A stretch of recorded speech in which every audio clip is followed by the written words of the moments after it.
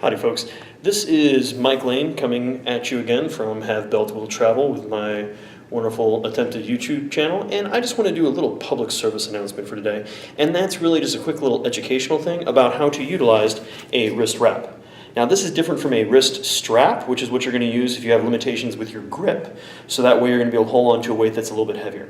Now, really quickly, you're going to simply set the thumb, set it on your wrist. Now, you do not necessarily need to choke your wrist to death. The idea is that you're going to support yourself, so you're going to be able to slightly limit your flexion.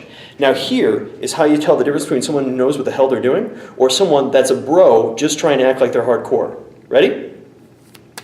Someone who knows what they're doing. Someone that's wearing these because they think they're making a fashion statement. This is simply there to help you put the wrist wrap on. Once it's on, take it off. Now you can utilize your thumb and you're not going to have an issue with the friction of the bar rubbing on that location, possibly causing blister or skin loss.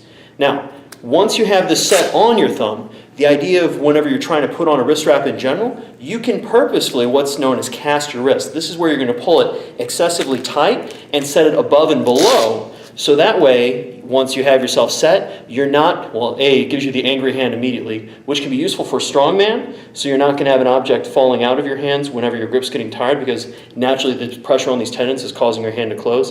Not going to make a huge difference, but if the idea is to hold on to the implement for as long as possible, it can be useful.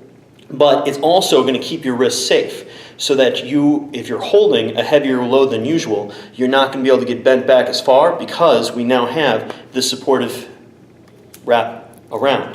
Now, you don't necessarily need to have it on that tight, but if you're going to have it for warmth, to keep your wrists, I guess, feeling decent, or more importantly, if you're going and you're working out in a hot room so that you're not going to get sweat on your hands, might I suggest a second option.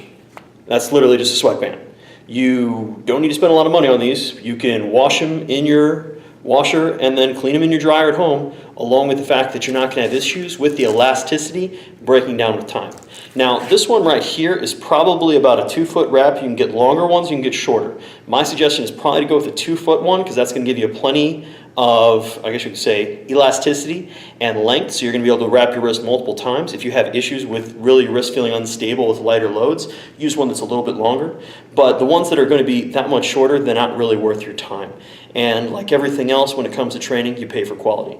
Inzer's a good product. That's the one that's here. I have a pair of those myself. Elite FTS and a number of other companies make some great wrist wraps also.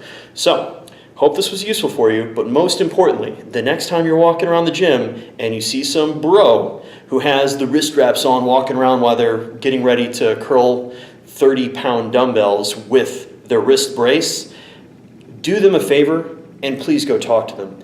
Try to tell them to go see a doctor, because if their wrists are that weak that they cannot support a 30-pound dumbbell, they might have rickets. They might have some type of basic bone disorder to where naturally they're very fragile, and we want them to be safe. And so it's more important to let them know something can be done to help them.